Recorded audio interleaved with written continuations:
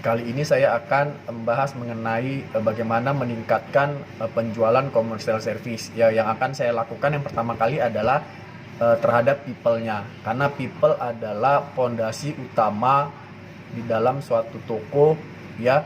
Bagaimana bisa menjual produk commercial service dengan baik, ya.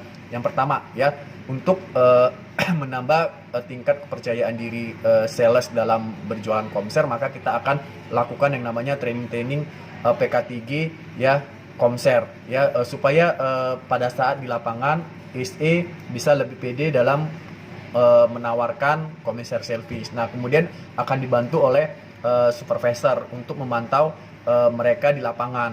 Nah, kita akan tunjuk satu orang supervisor yang khusus untuk melakukan follow up terhadap commercial service, baik yang sudah pernah melakukan transaksi ataupun yang tidak. Nah, kemudian pada saat briefing juga kita akan lakukan role play, ya, yang menjadi contoh adalah SE yang penjualan terbaik Komser, supaya mereka bisa menjadi role model dan bisa menjadi contoh bagi SE yang pencapaiannya jelek terhadap commercial service. Nah, dengan mereka melihat bagaimana sih SE penjualan terbaik ini memberikan ataupun menawarkan kepada customer. Nah, dia akan menjadi contoh. Nah, kita akan rutin kita lakukan ini supaya semua SE memiliki keahlian ataupun kecakapan yang sama dalam menawarkan commercial service. Nah, kemudian yang berikutnya, pada saat briefing kita selalu menekankan kepada SE, setiap customer yang masuk, ya, yang akan melakukan transaksi wajib untuk ditawarkan produk commercial service ke customer. Nah, ini dipantau terus oleh supervisor yang kita tunjuk. Nah, supaya apa? Nah, kita takutnya di lapangan SE ini lupa menawarkan commercial service. Nah, ini yang kita lakukan. Jadi SPP kita tunjuk setiap hari keliling, ya, keliling cek di lapangan, bener nggak si anak ini sudah menawarkan. Nah, kalau sudah kita lakukan begini, pasti penjualan commercial service-nya akan naik. Karena kita bukannya ini, semakin kita sering menawarkan kepada customer, maka pasti tingkat untuk mencapai pembelian terhadap commercial service akan semakin banyak. Jadi kalau kita sedikit menawarkan, maka hasilnya juga akan sedikit. Tapi semakin sering kita menawarkan ke customer, maka kemungkinan hasilnya juga akan lebih bagus. Nah, kemudian di sini juga kita melakukan yang namanya battle, ya, battle terhadap SE.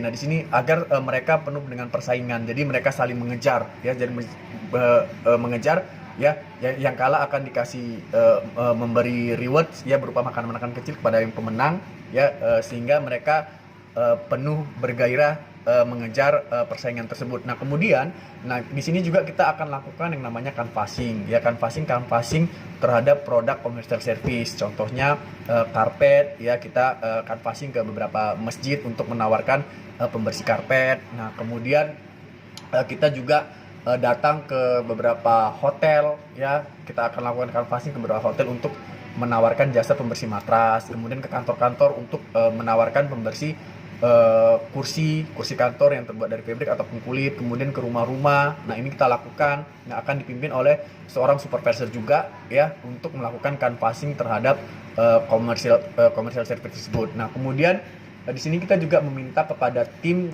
Clean and Care, ya, Clean and Care untuk melakukan demo setiap weekend, sehingga pada saat weekend ramai, ya, kita lakukan demo, ya, kemudian customer ramai melihat, oh, ternyata pembersih commercial service-nya bagus gitu, jadi customer merasa tertarik. Kemudian kadang kita juga buat yang namanya live di IG, sehingga customer kita bisa melihat, ya, melalui IG jasa pembersih karpet maupun jasa pembersih matras kita. Nah, sehingga kemudian kita lakukan yang namanya branding di media sosial, ya, di media sosial toko. Kita buat konten-konten, kita share di media sosial toko maupun media sosial tim, ya, yang telah kita bentuk. Nah, kemudian kita meminta PIC untuk follow up customer yang sudah pernah melakukan commercial service juga dalam rentang waktu terdekat untuk menawarkan kembali. Nah, seperti yang saya sampaikan tadi, bahwa kita tunjuk satu orang supervisor untuk rutin melakukan follow up terhadap